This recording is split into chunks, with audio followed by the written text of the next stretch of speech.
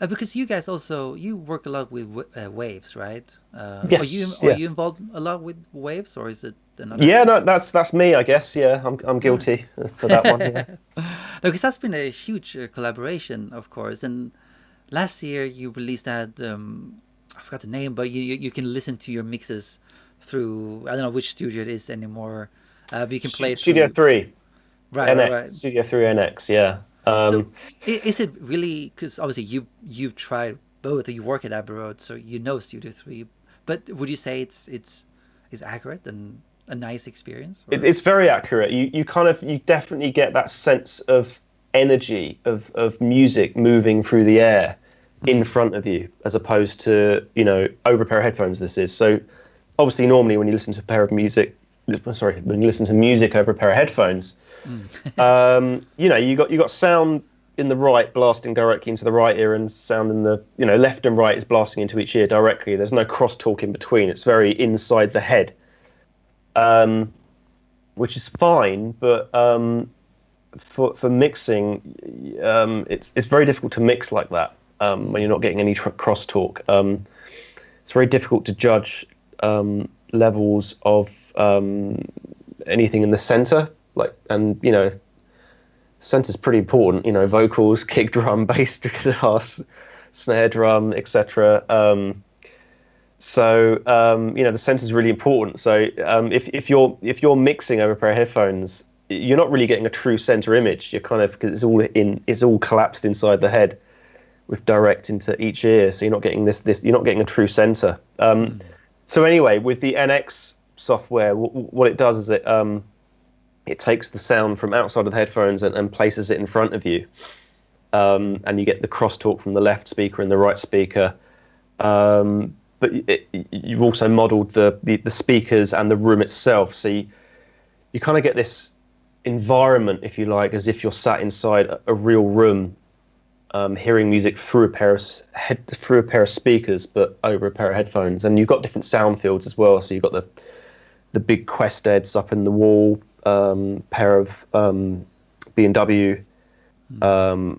800 series in surround sound as well, so 5.1 and 7.1, and also a pair of near fields as well, sort of sat on the console, so you kind of got those sound fields to play with. So as if you're sat inside, the real Studio 3 mix room, and Studio 3 is a fantastic mix room. It's a really, really a great room in terms of you can kind of trust it, Mm. kind of what you're hearing in that room it seems to translate very well to the Right. outside world. So But how is it? How is that made? I mean, I don't know. You probably can't go into all the details, but how does a program like that come to be? Like, what's the technologies involved making? Because in my head, I think, oh, maybe just use a dummy head to record, but I guess there's more to it. well, yeah, I mean, it's the binaural process. What we were talking about Mm. earlier on, that kind of binaural of taking sound from outside of the head. So there's that process, and then there's the room modeling. So you're kind of blending impulse responses of the ears and how the ears listen, blended with impulse responses of what the room is doing, and blending those together. And we used a lot of high order ambisonic recordings, room capturing Mm. impulses through the speakers using high order ambisonic microphones. A crazy amount of mathematics involved underneath the hood, and it was. I mean, to give you an idea of how accurate it was, it's kind of it was ambisonic, high order ambisonic microphones on I've forgotten the name of the company now, but there's these remote control stands, and you can turn it degree at a time. So Right. that's a lot of recordings, a lot of measurements, Mm. each degree. So it was a bit of a beast, and it took us a while to get there. I mean, a lot of R&D was involved, and it really wasn't a case of like the first attempt, great guys, we've nailed it. It took a few attempts and a bit of head scratching, and we spent quite a few days in Studio 3, but we got there in the end, and Mm. I think the results are amazing. And again, that's one of those things where that there's when we released it, I think we were maybe the first to release an actual room emulation for that type of product tool. But now there's others out there now. It's like, I wouldn't say everyone's jumped on the bandwagon, but there's a few others out there as Yes, you know Slate as just well. released one. Yeah. Yeah, things like that. So it's obviously something that people find useful because the world isn't perfect, and audio recording and mixing is no exception. We quite often find ourselves, on a laptop in a room, and you haven't got a beautifully acoustically treated room or a fantastic pair of speakers, and you've just got to get in there and get on with the job. So software like that can be very, very helpful in those situations. And also, it's just a reality check, I think.